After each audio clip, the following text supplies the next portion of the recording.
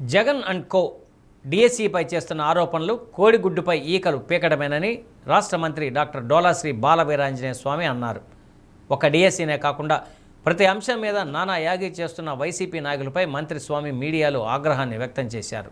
ఉమ్మడి రాష్ట్రం నుండి నవ్యాంధ్ర వరకు టీచర్ పోస్టుల భర్తీ గంత తెలుగుదేశం పార్టీదేనని స్వామి అన్నారు. త్వరలో మళ్ళీ జాబ్ క్యాలెండర్ ఇస్తున్నామని తెలిపారు. జగన్ పెళ్లికి వెళ్ళినా చావుకు వెళ్ళినా వైసీపీ అల్లరి మొక్కలు రప్పారప్ప అంటున్నారని విమర్శించారు.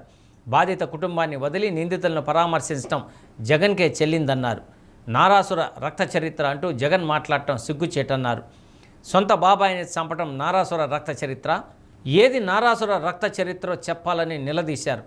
సొంత తల్లికి చెల్లికి అన్యాయం చేయటం నారాసుర రక్త చరిత్ర అని ఎద్దేవా చేశారు. సీఎం చంద్రబాబు రాష్ట్రాన్ని అభివృద్ధి సంక్షేమంలో పరుగులు పెట్టిస్తున్నారన్నారు. అది చూసి ఓర్వలేక వైసీపీ విషం చిమ్ముతుందన్నారు. ప్రభుత్వం అభివృద్ధికి సంక్షేమానికి కట్టుబడింది. దానిలో మనం యువతకి ఉద్యోగాలు ఇవ్వడం జరిగింది. అయినప్పటికీ కూడా ప్రతిపక్ష స్థానానికి నోచుకున్నటువంటి పార్టీ 30 ఏళ్ళు మాదిని విర్రవీగినటువంటి వ్యక్తులు ఏదో కోడిగుడ్డు మీద ఏకలు పీకుతున్నాం అన్నందుకు ప్రయత్నం చేస్తారు. డిఎస్సి అక్రమాలంటే దానికి మా అధికారులు స్పష్టంగా case by case name by name సమాధానాలు ఇచ్చారు. ఆ తర్వాత కోర్టుకు వెళ్ళారు. కోర్టులో ఎదురుదెబ్బ జరిగింది. ఢిల్లీ పోయారు. పార్లమెంట్లో వాయిదా తీర్మానంతో ప్రయత్నాలు చేశారు.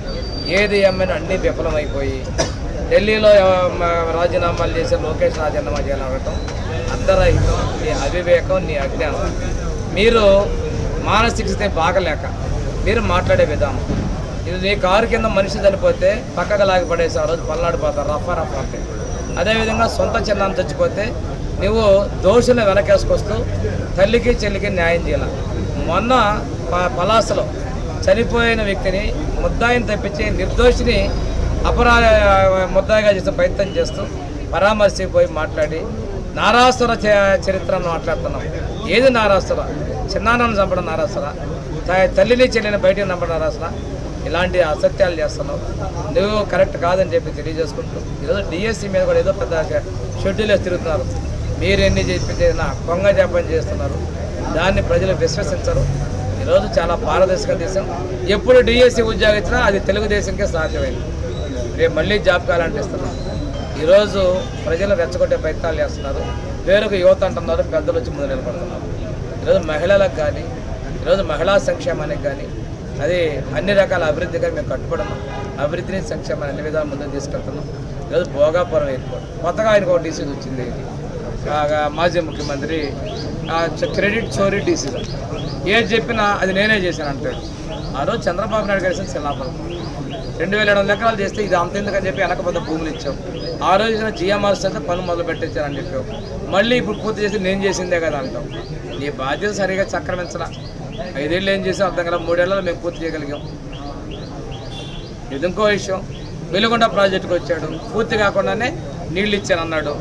ఈరోజు వెలుగొండ ప్రాజెక్టుకి డబ్బులు నీ ఎమ్మెల్యే మాట్లాడుతూ ఉంటాడు. ఈరోజు మేము ఒక్కటి పరిష్కారం చేసుకుంటాం, ప్రజలకు ముందుకు వెళ్తా ఉన్నాం.